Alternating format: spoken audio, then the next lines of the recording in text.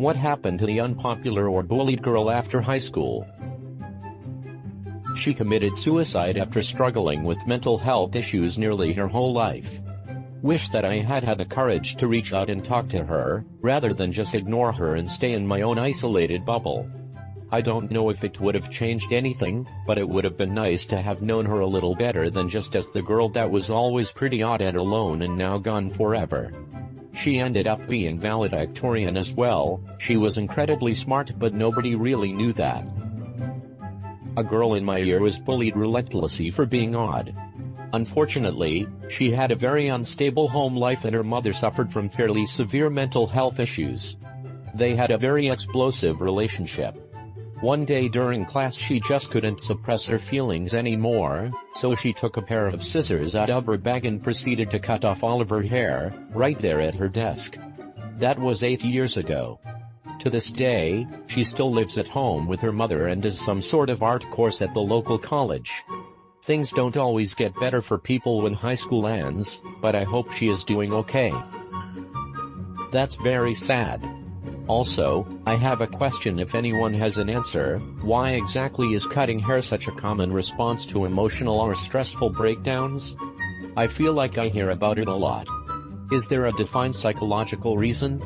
In any case, I hope things get better for her. Edit, so many good and worse. The most common response is that it gives a sense of control, which I think makes sense. I know in her case, her hair was a constant source of conflict between her and her mother. In all the years I knew her before she cut it off, it was always extremely long. A year before this happened, I complimented her on her long hair and she told me herself that she wanted to cut it off but her mother wouldn't allow her to. It seems she won at least a battle, since her hair has been short ever since. Thanks for the response. That adds a lot of context. Glad she was able to get some small victory, I suppose. Maybe it has to do with control? They feel they don't have much control in their life, so they look for the things they can, like eating, self-harm, etc. That would be my guess. Not totally sure though. Regularly gave myself depression haircuts. Can confirm it's about control. Now that I have a prescription and treatment plan and a job, I still have short hair, but it's because I have a stylist make it that way. Maybe this explains why every time my depression comes back I get the massive urge to shave my hair all off. I don't, because I'd look awful bald, and my girlfriend stops me every time. But I always get that strong urge just to fucking take it all off. Peace. Glad to hear you're doing better, buddy. I hope your hair looks awesome as fuck. I used to do this. I thought I was the only one. I would get stressed and/or depressed and impulsively cut my hair. One time I buzzed it. I'm a woman, and not an edgy sort of woman either, just your normal, everyday sort of female, but with a buzzed head. I cried for about a week and then got over it and it grew back eventually. Come to think of it, I haven't cut my hair impulsively since I got on medication for my depression and anxiety 2 years ago. I never put two and two together until now. Yup, I have bipolar 2 and when I'm in a depressive episode, things get weird. I'll try a new hairstyle or hair color, get piercings or tattoos, disordered eating crops up, I'll only watch a certain movie or TV show repeatedly, that sort of thing. The therapist who diagnosed me got pretty uneasy when I started messing with my hair, first getting bangs, then an undercut, then finally a pixie, all within the span of about a month. BC he knows it can be a sign that things aren't going so well. As someone with bipolar 2 as well, the first pattern I notice when things are going bad is the movie TV show repetition, followed by the urge to cut off all my hair. I, too, have gotten tattoos during manic stages. It definitely has to do with control, and being in control of the change and not the other way around. There is a belief with Native Americans that the hair is connected to emotions. When they are mourning, they cut their hair to protect themselves from their sadness and emotional pain. The longer the hair, the deeper the connection to your emotions. So cutting their hair means they can't deal with their emotional pain, and they protect themselves from that by making the connection less deep. When I did community college I spent little time at home, then later moved away in a relationship. She has hope. She will be okay. She was bullied because she always smelled awful, had dirty clothes and greasy hair, and every time head lice was spread at the school everyone would accuse her of being the culprit. She dropped out and got married, got pregnant, but got harassed online for being a teen mom. Then everyone found out that the reason she was always so dirty is because her mother was in prison for child abuse. She didn't know who her dad was, and her aunt, who had sole custody, made her sleep on the floor with 14 dogs and didn't let her shower. People felt really bad and tried to reach out, but she told them all to fuck right off. She's really happy with her new family and looks like she's being the best mom. Got a job, supportive husband and a house of their own. It's sad she couldn't continue with her education because she was so incredibly smart. We went to a really prestigious school and she outperformed everyone, but ended up leaving without any qualifications. I was friends with her. All the other girls bullied her because she either wasn't feminine enough or was way too into anime. It didn't help she hung out with a bunch of nerdy dudes like me who played Magic, The Gathering and Warhammer every day, instead of hang out at the beach and hold wild banditers on Fridays. She found herself the victim of racism by her fellow Asian students because she came from Vietnam, and was commonly insulted for it because she was really into Japanese culture, not just anime, but the media, music, fashion, etc. She was super conscious about her teeth, because she came from a poor family, divorced, raised primarily by an alcoholic mother who would soon develop severe mental problems. I mean, I love her mother a lot, she's really sweet, but she didn't really act responsibly with her children, resulting in them having really screwed up teeth with no money to fix it. She landed herself a serious boyfriend near the end of high school, a guy a few years older than her. Seeing her home situation, he decided to be her savior and got her a job at the game store next to his job. He moved out to get a cheap studio apartment where they could just live a normal life, where they didn't have to put up with the drama and stress of their families. Turns out they got too cozy with one another, and she got pregnant. She had to quit her job, and became a full-time mom. Was actually really good at it. The guy made an attempt to raise this kid, but it turns out he couldn't see himself living the rest of his life with this girl or being a father. He still wanted a college education, a major career path, and a more solitary life. He cheated on her while she was pregnant, but she thought it was just something that happens and he'll be more loyal once the child was born, so she didn't murder him for it. Nope, the cheating only got worse, to the point that he ended up cheating on the girl he was cheating on her with. Yet, he was quite a piece of work. He suddenly disappeared shortly after their daughter turned 2. The overwhelming response wasn't one of anger, or fear, or apprehension. It was relief. Having him gone actually made her life more easy, and without him there, she got a lot of help and sympathy from her family. She moved back in with her mom, taking her daughter with her. Her brother moved back into the house too, for a little bit, just to help ensure the kid had food, supplies, and regular doctor visits. One of her old friends from high school reconnected. Turns out he was in a serious relationship with one of the girls who bullied her. The years were kind to their mentality, and without the high school environment polluting their perceptions, they ended up all becoming good friends with one another. Through them, she found herself getting invited to gatherings by these women who previously antagonized her. And when they found out she had a kid with a deadbeat dad who disappeared and doesn't pay a dime in child support, they were more than enthusiastic to help however they could.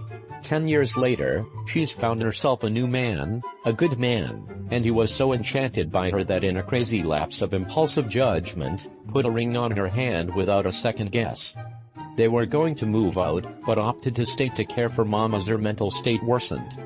And her daughter is all grown up now. Blows my mind. She's now the same age as when I first met her mom. Looks just like her mom did at that age, a direct clone, and hasn't a damn bit of her father at all. Everyone my age is wrangling toddlers and attending Daniel Tiger-themed birthday parties. Meanwhile, my friend's kid joins us for Magic, The Gathering, late-night arcade ventures, anime screenings, quotes the IT crowd flawlessly, and hangs out with us like one of the group. And her kid is so grown up, she insists that her mom and daddy go have date nights, that she'll cook for grandma and watch the baseball game on TV with her. It's amazing. This kid loves her new daddy so much, she'll go out of her way to ensure he maintains a strong relationship with her mom. So quite a turnaround. Yet, the person who tried saving her dumped a massive liability on her and left her for selfish reasons, disappearing and refusing to pay child support. But in light of that, the people who bullied her ended up supporting her. And her liability grew up into a responsible girl whose existence allows her to have a strong relationship with her husband without a ton of worry for her own mother. Yet, they're still struggling financially, but they're climbing. Last month, she just had her first dental appointment in 20 years. And she hated every minute of it. Sounds like a bit of long-deserved normalcy to me. I'm fine, outwardly. Married to a wonderful man with 2 brilliant, beautiful children. Career I can work on in placeholder fashion while the kids are young, but great potential for future developments. Internally I'm riddled with self-doubt, anxiety and depression.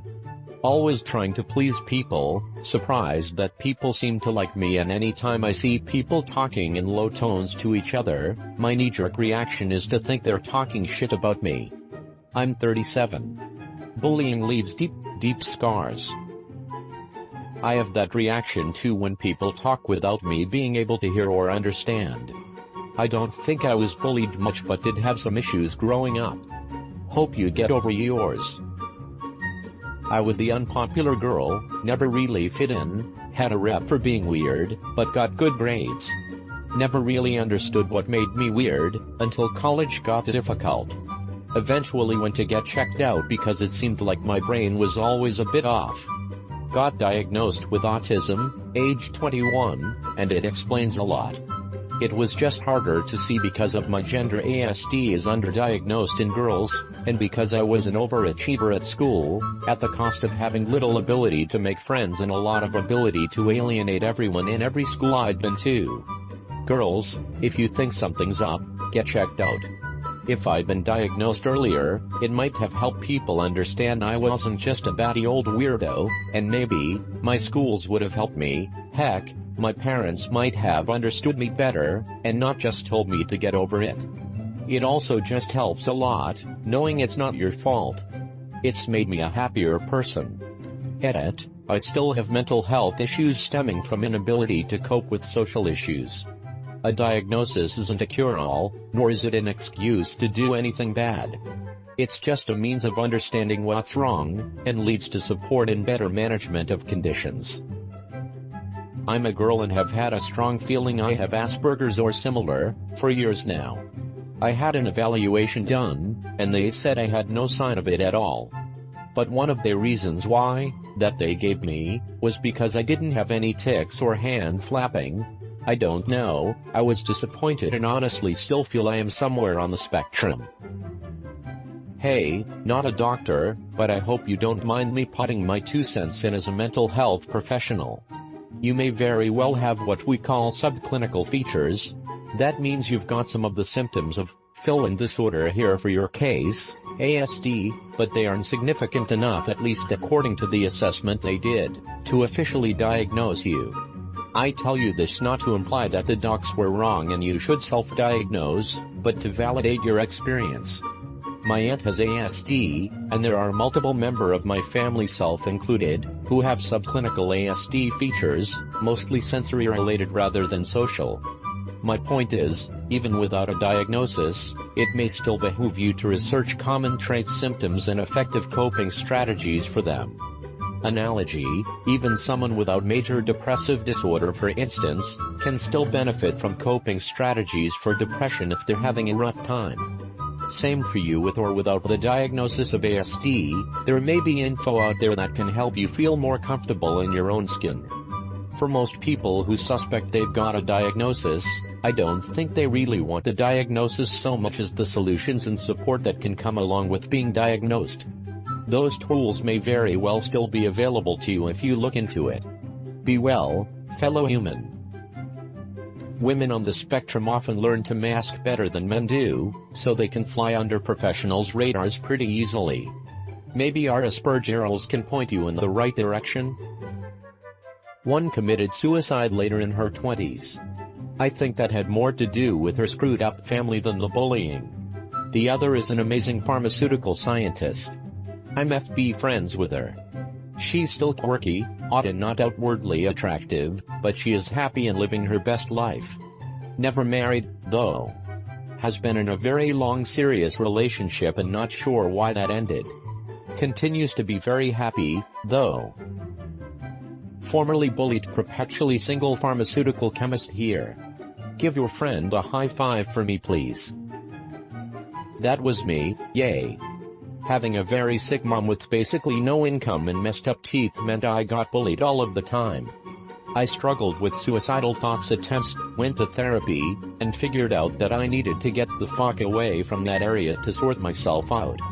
I went off very far away to college, graduated with my feet on the ground, found a job I love and am good at, and married the most amazing guy, oddly my crush throughout school from back home. We have a loving, middle-class life and home, and I've managed to get better looking since I got clear braces and stayed in shape, unlike my peers. All I had to do was leave to realize that their little hate bubble was all they'd ever have. Being the kid who was unpopular and bullied, I can tell you my personal experience. In high school I was severely bullied about being short, skinny and had some disabilities. So I was beaten up at it. I was bullied both by students and teachers. Teachers told me that I could not get into college. Said I was stupid, etc. Now I am a freelance graphic designer and artist who owns a business, DB Art and Design, making a graphic novel series with a fan base. I also have a high-paying job and 2 college degrees. I also am a fit, strong person who does the tough mudder when I'm not working. It may not be the coolest story, but I thought you might like it. Edit, thank you for all the love you guys gave me for this. In order to succeed, you must fight through failure. Drew Bisson. I was the bullied one.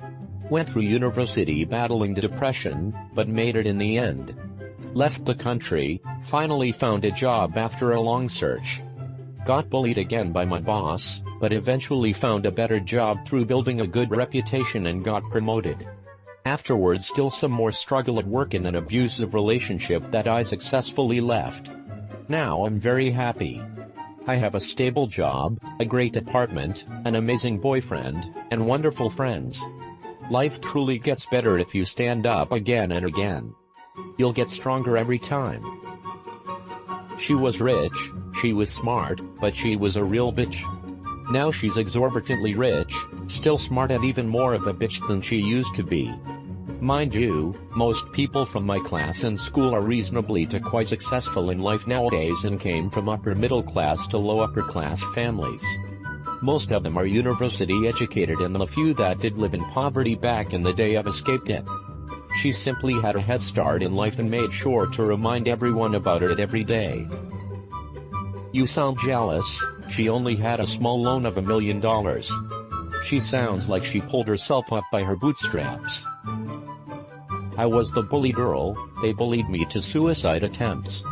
After school I had a great time as a traveling musician, met my very intelligent and attractive husband, got married, purchased a house, got a dog, regularly travel and spend time in the great outdoors, and now we're expecting our first child. The 2 worst bullies both have 3+ kids with all different dads. One still lives with her parents, the other tends to cling on to different dudes and suck them dry till they kick her and her kids out. I ran into one of them at a wedding we had mutual connection to. She had clearly abandoned all self-care, smelled bad, and was drinking heavily. I'm not even mad at myself for feeling so smug as I sat there with my husband and said, I guess you peaked in high school. I deserved that after what she did to me. I upvoted purely for what you did at the wedding. That's truly beautiful. I was the bullied girl. Long story short, most of my bullies are either single mothers with 3+ kids, in very bad relationships, jail, work jobs where they are clearly not happy, dead. I, however, work in a hospital, married and enjoying a simple life. It's pretty amusing seeing my old bullies turn pale as a ghost when they see me in the street or better yet at my job. For those that are getting bullied, my biggest advice is to focus on you and what makes you happy. Sometimes your success and personal happiness is the best fuck you. Karma is a real bitch and I love it. Simple, I reassure her everything's gonna be alright cause you don't need to be popular or liked in order to have a good life, especially not in high school. I told her you're likely never gonna see them again, and I've known this girl for quite a while. I knew what it was like to be in her shoes and basically told her you're unpopular for your own good, and that's okay, keep your crowd small. People don't like those who are different, but the way I see it, different is unique. Just because you're different than everyone else doesn't downgrade you, you're just a rose in a field of daisies. Being different is good, but owning it will make you feel a lot more better. We're currently running on 8 months in a relationship and I couldn't be happier. There's nothing I won't do to make her smile. This girl was bullied for being a witch and does voodoo. She bites her fingers till it bleeds then zips it. Also, she had a crush on our gay math teacher and fantasizes about him being her Christian Grey. She posts it on Facebook too. Also, she made tons of fake Facebook profiles talking shit about other people in our class. So yeah, she was bullied for it. And next 200E, she started going to the gym and wearing heavy makeup and sexy outfits even when she's in the nearby mall where everyone is just wearing simple clothes. We lived in a pretty small city. She also bragged on Facebook that she's the richest in her community college and that she's dating an Arab she met online. Also, she was kind of trending 2 months ago because she was trying to seduce an ex-boyfriend and she didn't know she was actually talking to the current GF. The current GF pretended to be the guy and catfished her and made her wait at the nearby Starbucks for 3 hours and made fun of her. It was all over Facebook, but it was deleted. I actually felt bad for her, but she argued with me for no good reason before, I don't remember, but it was pretty childish. It seems like she was still struggling with issues that she can't overcome and that even money can't cure. She's from a rich family but she was weird as fuck. I wish her well though.